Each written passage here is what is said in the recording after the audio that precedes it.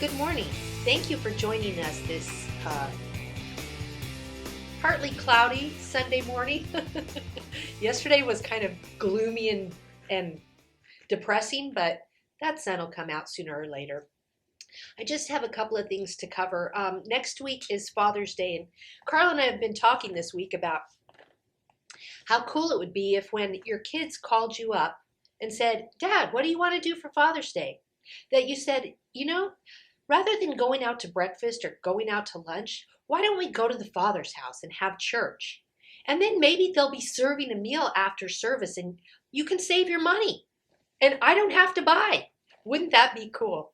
Anyway, we'd love to have you join us. We are going to have a special meal afterwards and a special surprise for the guys. So I hope you all join us and bring your kids. It's a great opportunity to get your kids in church, don't you think?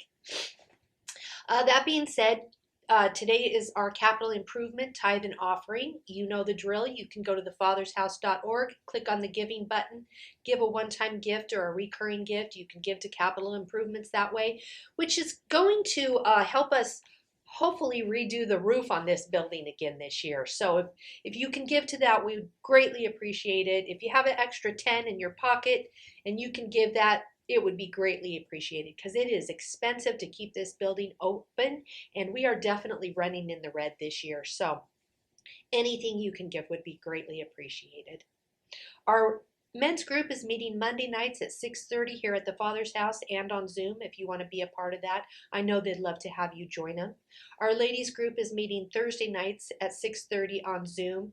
And again, I would love to have you be part of that. We're going through that book, The Magnificent Story, and it definitely is the magnificent story about the gift and the invitation that God has given to us. So that's really all I have to cover today. Like I said, hope to see you on Father's Day. If not, have a beautiful day. And we'll turn the time over to Pastor Carl. Good morning, Father's House. Glad to have you here again on this beautiful Sunday. Although Penny said, we've got this overcast weather. That's kind of okay because it's kind of keeping it cooler outside. So maybe the fire danger will be down. And we don't have to, let's face it, we haven't had to turn our air conditioners on yet. Probably most of us haven't, I wouldn't think. Haven't had to have our heaters on, so our power bill has been down, so it puts a couple shekels in our pockets. So, it's one of those kind of things like, man, that kind of makes it nice. And, you can kind of enjoy it knowing that the heat will eventually get here, probably in July, which is not that far away, and then ultimately into August as well. But it is what it is. To keep it a little bit cooler is going to be a good thing for us. So you've always got to kind of see it on the positive side, even though I know we all want the sun to be out more than it is. But that's about it. Penny mentioned Father's Day. I want to mention there's going to be a special meal. I promise you that. And we kind of talked about that on Father's Day about, Penny had talked, and Mario was talking about it on Mother's Day when he was feeling like, man, I wish I just brought my kids on Mother's Day to church. And because he had done some other things, he says, because, church is my life, for Mario it would be. And then also he was just kind of saying that, that's one way for him to be able to celebrate with his kids. And so to invite them to be a part of it and other times like that. So just something to think about. You don't have to, I understand that, but it does save your kids money, or you can come here and eat or not eat.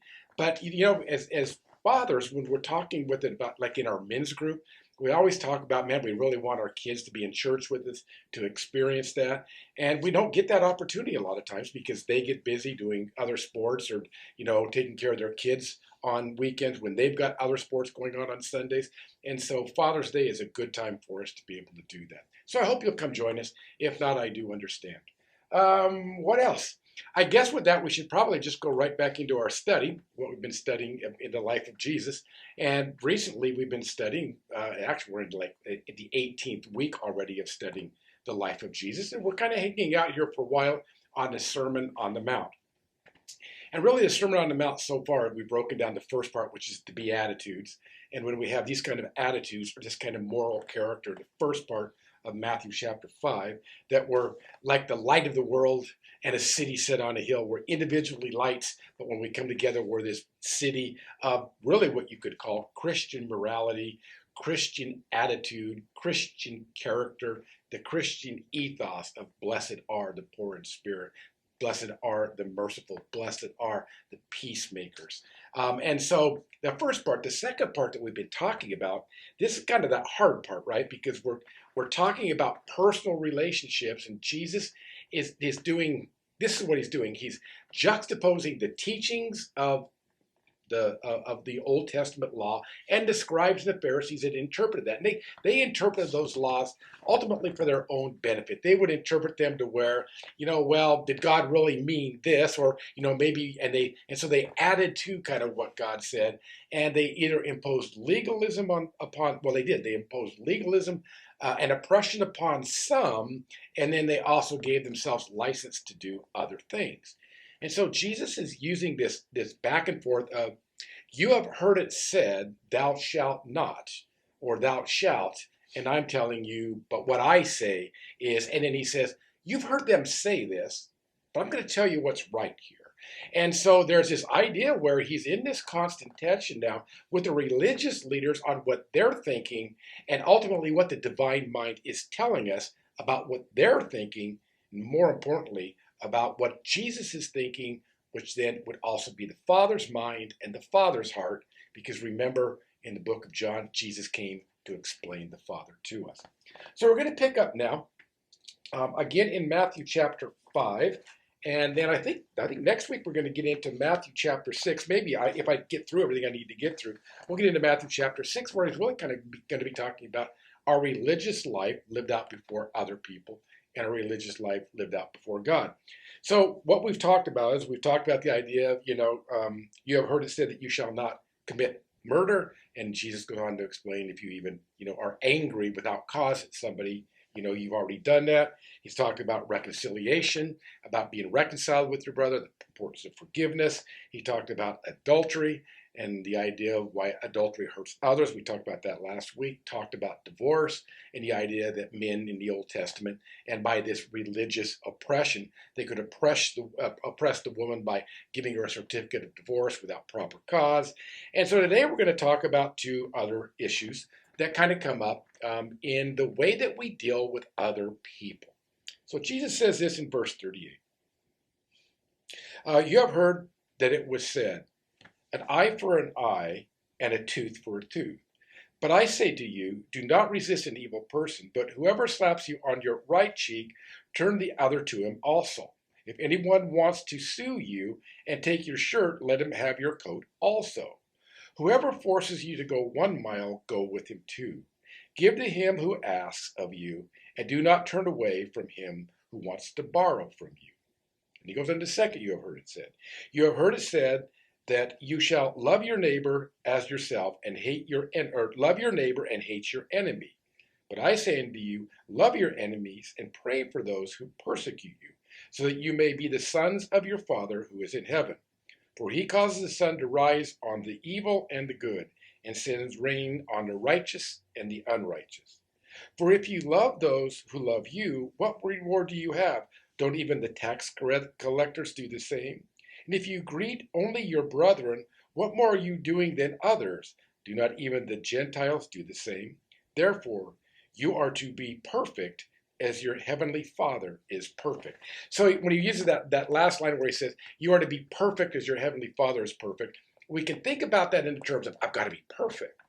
But that word really kind of should be probably translated that you should be mature as your heavenly Father is mature. In other words, Jesus is making the call to us here to mature in our thinking towards other people and our actions towards other people. So what he's doing is he's putting on that what he's doing is saying, as a follower of me, what I'm wanting you to do is to grow up in your thoughts, in the way you think about things, and in your actions, the way that you treat people. And that's kind of true for this whole Sermon on the Mount. So we have to kind of keep in mind that what Jesus' objective is for us is he wants us to become mature, emotionally stable, good character people. So that's kind of what he's talking about here. So the first one he talks about here is very interesting. It says, you have heard it said, an eye for an eye and a tooth for a tooth. And he says the first one he says, but I say to you, do not resist the evil person, but whoever slaps you on your right cheek, to him turn the other also. And then he goes on to list a couple of others. So kind of what was happening was in this day. And so we've kind of got to put it into context because Jesus is basically saying, you've got a problem here. And you've got a problem in the way that the religious folk are interpreting what is the intention of God here. And he's saying, so I want to address that problem. The problem also that we have is that when we read this stuff, we're asking ourselves this question. What is it that Jesus is saying and how does it apply to my life? Like, why would Jesus say, if somebody wants to slap you on one side of your face, turn the other and let him slap the other one as well?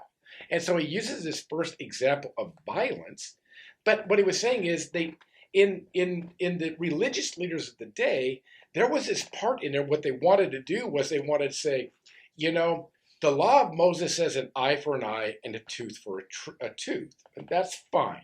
Okay, which means if you do something unjust to somebody, you should have to pay in a like fashion. And so it wasn't so much, gosh, you knock a guy's tooth out, you have the right to knock another guy's tooth out. It was the idea that if somebody does something and harms you in some way, and in doing it they intentionally do it, then you have every right before the judicial system to basically say they owe me something by way of recompense for the fact that they knocked out my teeth. It cost me $1,500 or $2,000 to get them fixed. The pain and suffering that I went through, the humiliation, the violence, there's something that should be paid back for that. And that's really what the law of Moses was talking about in the Old Testament, an eye for an eye and a tooth for a tooth. But that was always settled in the courts. It was never settled outside of the judicial system within all of Israel.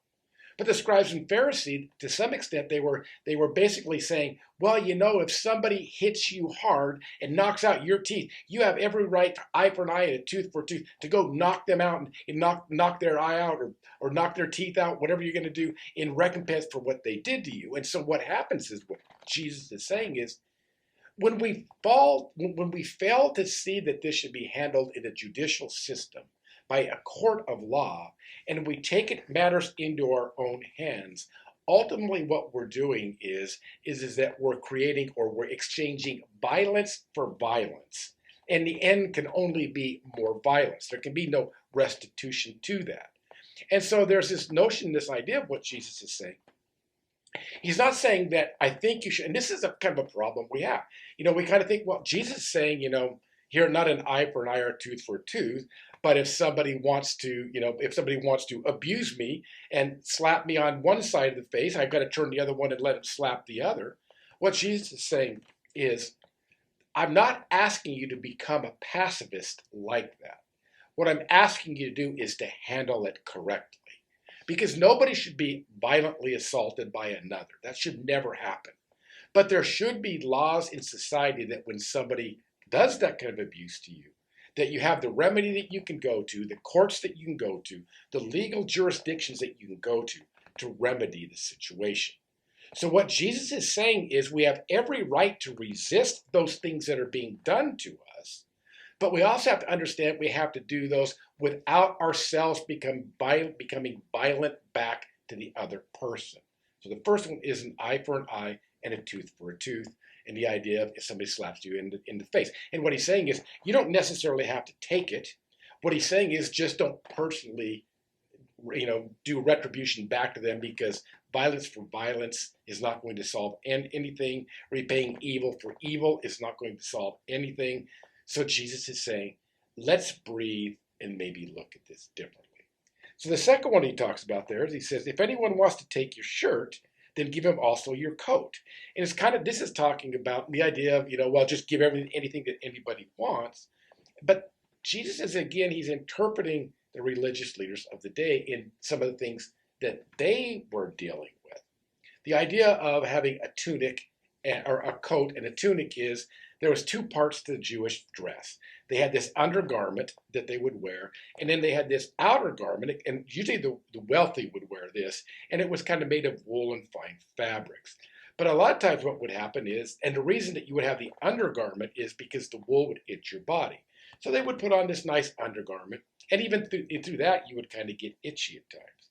So what they would sometimes do is put two undergarments on so it wouldn't get itchy. and then they would put on this jacket. But remember that what's happening here is wearing one of those jackets was a symbol of the fact that you had wealth. So when Jesus is saying, if somebody asks you for your coat or your tunic, give them your coat also. If somebody asks you for the tunic, now think about it. Let's say you have a poor man and he's asking you for clothing.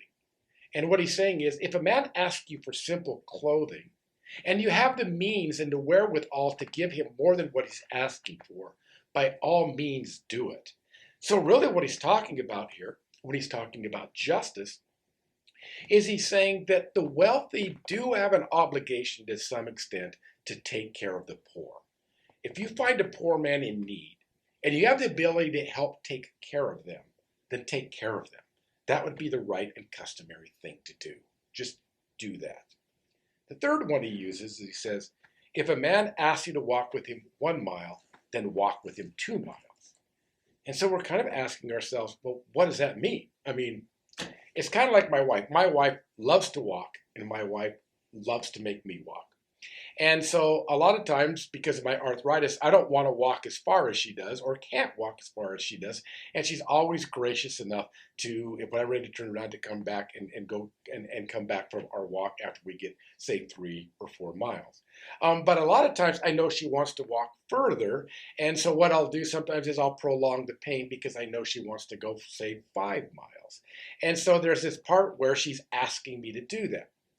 In Jesus' case, it was somewhat different because what was happening was, and what Jesus is saying is that sometimes when a Roman citizen or a Roman soldier was going on a journey, what he would do when he had extra gear that he had to carry is he would find a Jewish peasant or a Jewish person or somebody that was not Roman and require them either to carry his gear for him for a mile, and that was kind of what the law was, or to use their beast of burden to carry that stuff.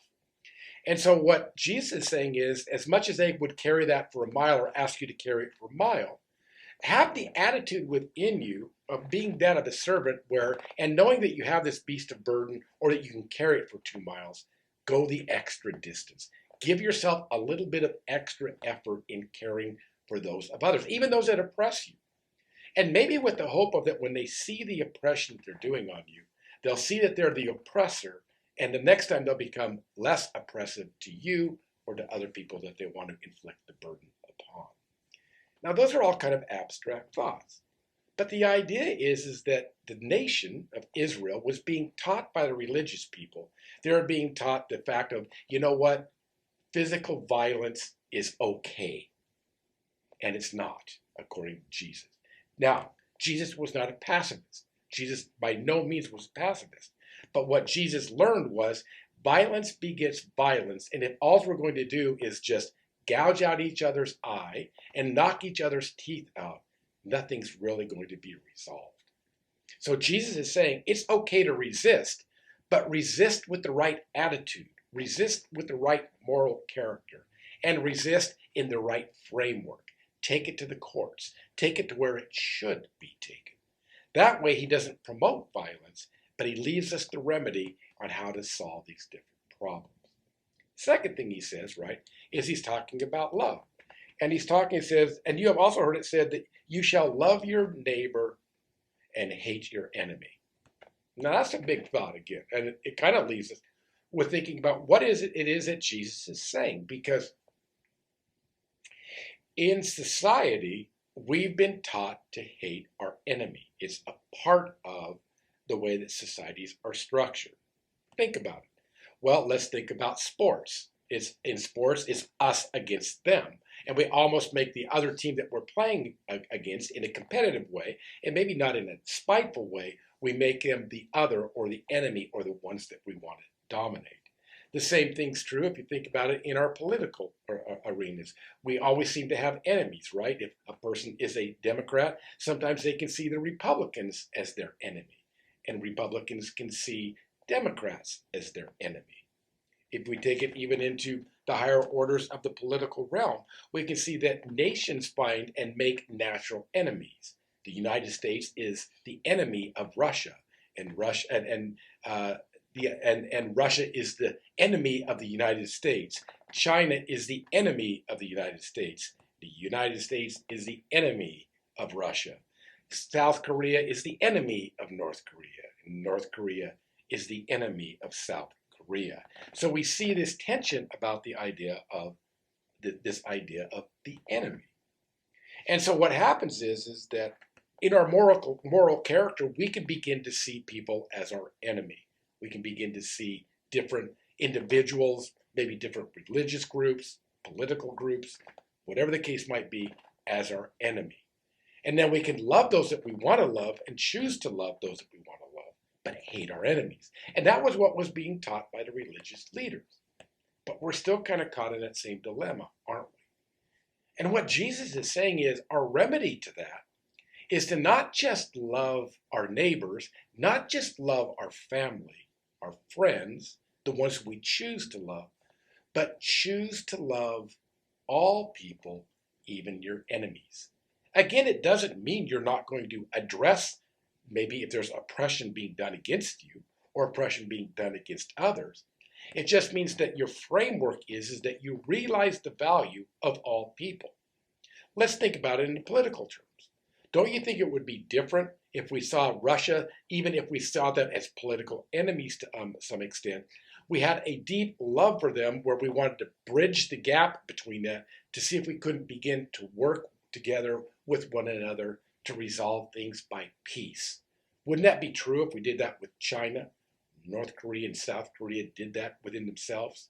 And so what Jesus again is saying is, going back to kind of the first thing, is violence against violence, violent crime against violent crime is only going to lead to more violence. And if we always see people as our enemies, then what's going to happen is we're always going to have enemies. And Jesus is saying you stop violence by resisting it properly. And you stop the friend-enemy relationship that you might have with people by seeing all people with the potential of being worth something before God and worthy of being a friend of yours when the conditions are right. Doesn't mean you don't address things. It just simply means that your perspective, your mental attitude towards people is different. You don't have the mental attitude of being a violent person when conflict arises. The first thing you don't think about is beating somebody up, yelling at somebody, flipping somebody off, going into road rage. You think differently about it. The same thing is true when we think about our neighbors that maybe we're not getting along with, or other people that we're in disagreement with religiously, politically, a boss relationship, a co-worker relationship, whatever the case might be. And Jesus is saying, have a better attitude. Have the attitude of not running to violence to try to solve a problem, number one. Number two, begin to see people through the eyes of love. And he goes on to say, even people that, if you're just loving your friends and you're loving your family and you're hating your enemy, well, that's the standard by which the whole world lives. You're no better than them. But if you're a Christian and you're a follower of me, I'm asking better of you. I'm asking you not to run to violence. I'm asking you to love even your enemy. That doesn't mean you don't have your tensions and your problems. It just means that you operate and see through different eyes than the world sees. That's what Christianity is. It's seeing things different. It's acting and responding different. And when we do, we're the light of the world and a city on a hill. When we don't, we extinguish the flame of the profound beauty of Jesus' moral teaching for us.